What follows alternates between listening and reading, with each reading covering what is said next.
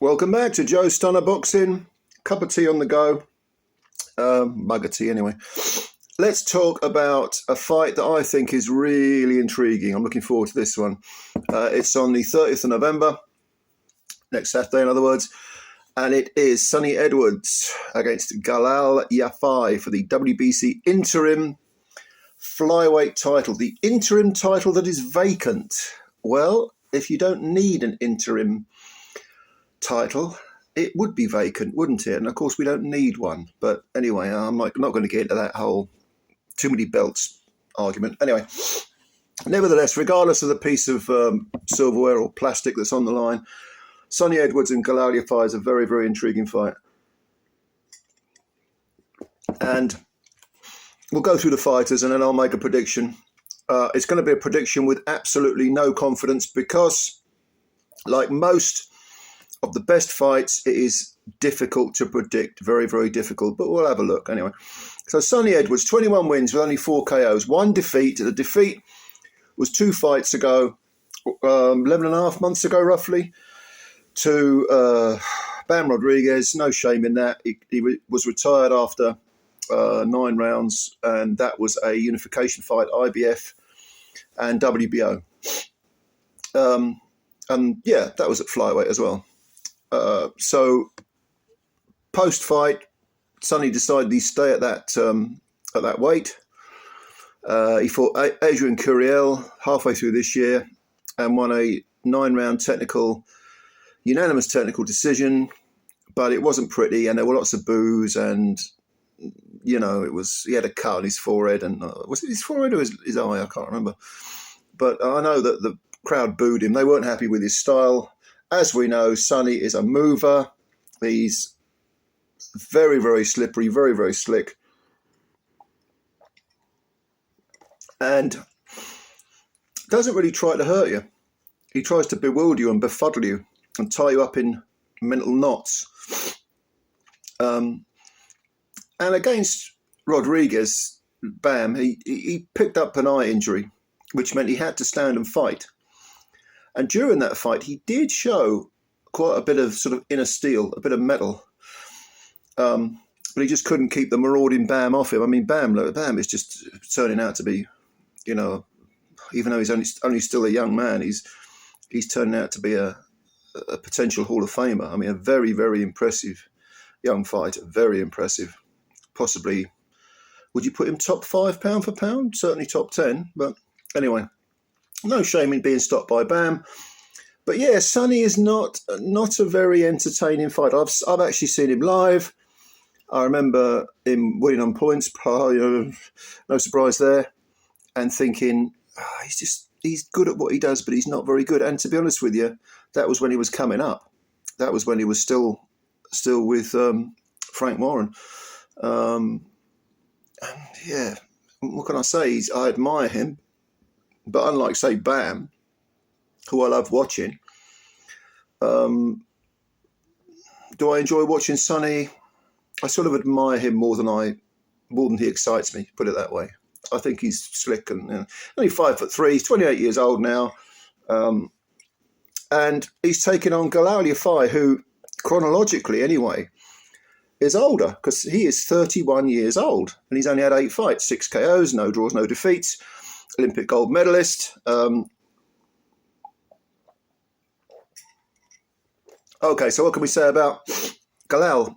Well, sometimes when you turn pro, you know, in your late 20s, especially if you're a lower weight fighter, and Galal's only been a pro since early 2022, you do think, well, have they left it a bit too late?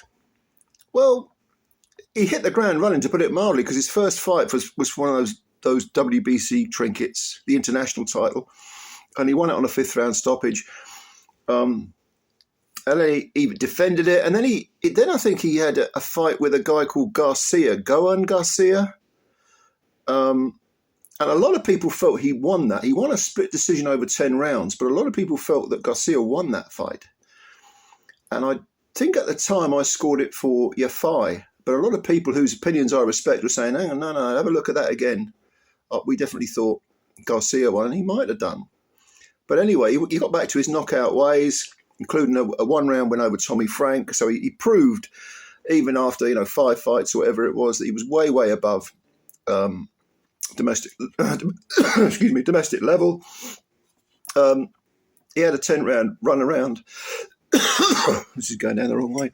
He had a 10-round run around over a guy with a 22-2 record, which was pretty impressive.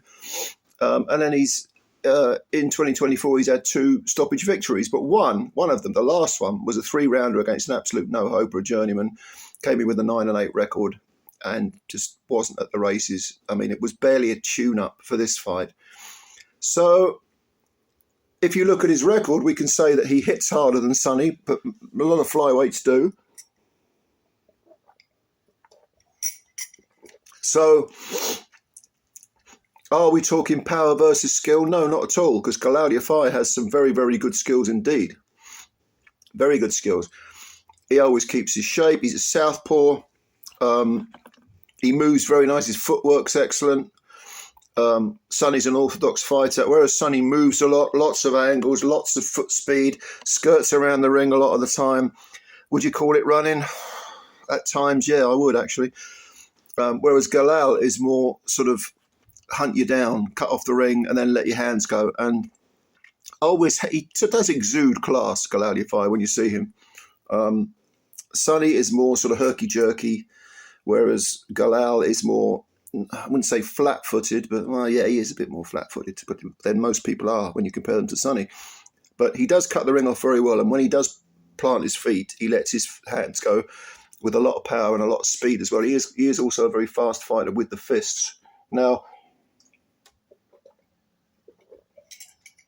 most people will be thinking, okay, GALAL's got skills, but he's going to have to catch up with Sonny, because Sonny ain't going to be standing in front of him unless he's injured again, like he was against Bam, and then he had to stand in front of him.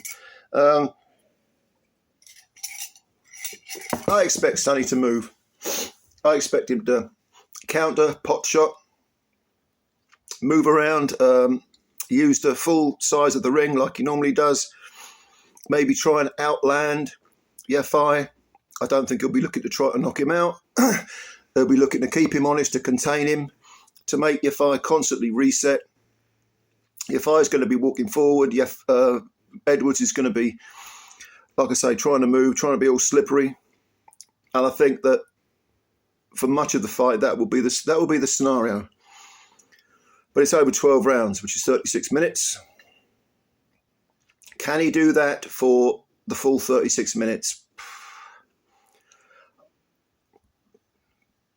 I think he can.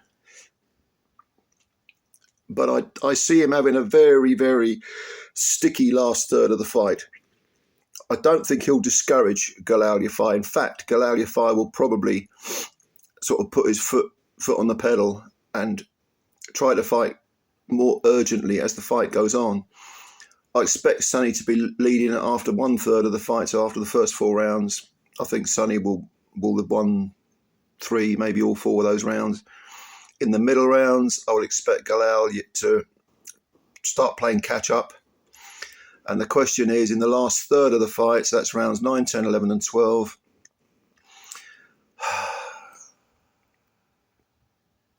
I think that the last third of the fight will belong to YAFAI, definitely. And I think what we're going to see is a controversial win on points for Sonny Edwards.